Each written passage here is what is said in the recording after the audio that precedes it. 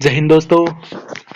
अब जैसा कि आप थंबनेल देख गए हैं कि पीओके की क्या कहानी है, अक्साई चीन की क्या कहानी है।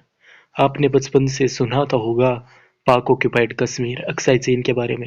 एक्चुअली मुझे भी 10th 12th में पता चला था इन सब के बारे में। शायद आप में से किसी को पता होगा, इसलिए मैं आपको बताता हूँ कि पीओके क्या है और अक्साई चीन क्या है, ये कैसे पाकिस्तान और चाइना के अंडर हुए। और आपको शायद 1948 का भारत पाकिस्तान का पहला युद्ध भी नहीं पता होगा। नॉर्मली जब हम कॉलेज में जाते हैं तब हमें इस युद्ध के बारे में पता चलता है, क्योंकि हमें 1962 का इंडो चाइना वॉर तो पता है, कारगिल का वॉर पता है, लेकिन इस युद्ध के बारे में हमें नहीं पता है। तो मैं आज आपको बताऊंगा कि क्या हुआ, किस तरह से हुआ। इसको मैं आपको एक कॉपी में रफली बताऊंगा, जिसको आप समझने का प्रयास कीजिएगा। चलिए मैं आपको ढंग से अच्छे से समझाता हूँ। इसमें बताता हूँ। देखिए, कश्मीर हमारा इस तरह से है। हमारे पास जो कश्मीर है ना, वो पूरे कश्मीर का 60% है। अब आप कहोगे कि पूरे कश्मीर का 60%, तो फिर बाकी का। अब ये देखिए, ये पीओके पाक ऑक्यूपाइड कश्मीर, और ये है अक्साई चीन। पीओके पूरे कश्मीर का 30% है, अक्साई चीन 10% है। ठीक है। और 370 के हटने से पहले का अगर मैं कहूँ तो इस तरह से था।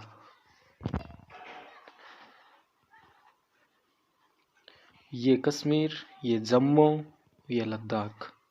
और 370 के हटने के बाद ये इस तरह से है।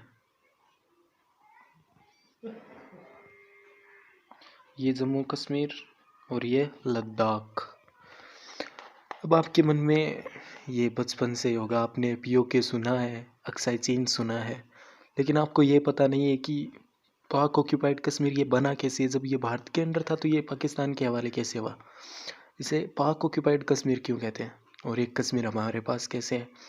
तो अब मैं बताता हूँ कि हमारा देश आज़ाद हुआ था 1947 में। इसके एक साल बाद 1948 में पाकिस्तानियों ने कश्मीर पर हमला किया। उस वक्त यहाँ के राजा थे हरी सिंह। इस वक्त पाकिस्तान हमारे अंडर नहीं था, और जब हमला किया गया तब हरी सिंह ने सोचा कि अब हिंदुस्तान के अलावा हमारा कोई शरणार्थी नहीं है। तब उन्होंने कहा कि नेहरू जी से कि हमारी सहायता कीजिए।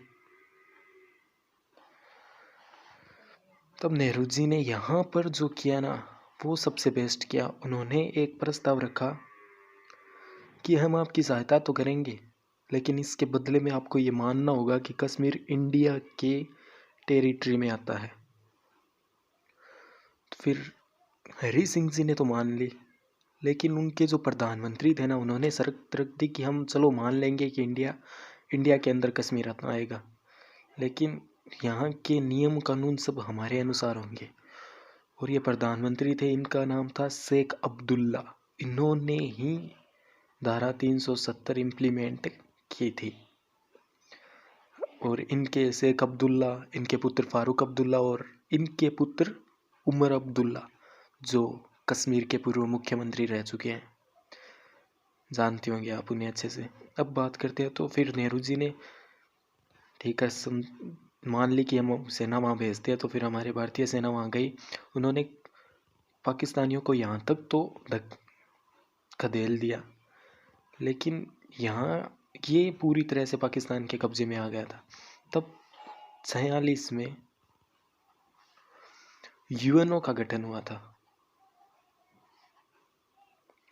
अब तब नेहरू जी ने सोचा कि इसका नया नया गठन हुआ है, क्या पता ये हमारे मुद्दे को सुलझा दे। इसलिए नेहरू जी ने ये मुद्दा यूएनओ में भेज दिया, लेकिन इस एक गलती की वजह से आज तक ये मुद्दा सुलझा नहीं पाए हैं। हम पीओके को अपने अंडर वापस नहीं ले पाए हैं।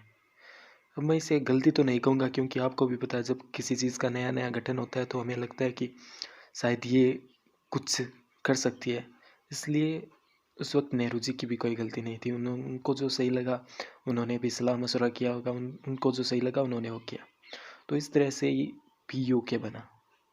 अब लेकिन चिंता की बात नहीं है, क्योंकि मोदी सरकार इसे छोड़ने वाली नहीं है, क्योंकि हम भी जानते हैं पाकिस्तान धीरे धीरे कमज़ोर हो रहा है, तो फिर इंडिया तो अपना हक तो लेगा।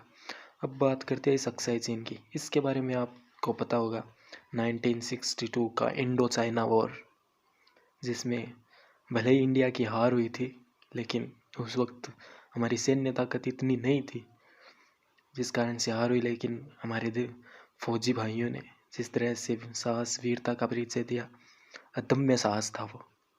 चलो उस युद्ध में हम हारे तो हमें ये 10% कमाना पड़ा, इस तरह से ये बन गया अक्साई चीन। तो अब मैं आपको बता देता हूँ कि 370 के हटने से पहले और 370 के हटने के बाद का मैप। देखिए दोस्तों, ये है 370 के हटने से पहले का जम्मू एंड कश्मीर का मैप, जिसमें आप जम्मू कश्मीर एंड लद्दाख की स्थिति को अच्छे से देख सकते हैं।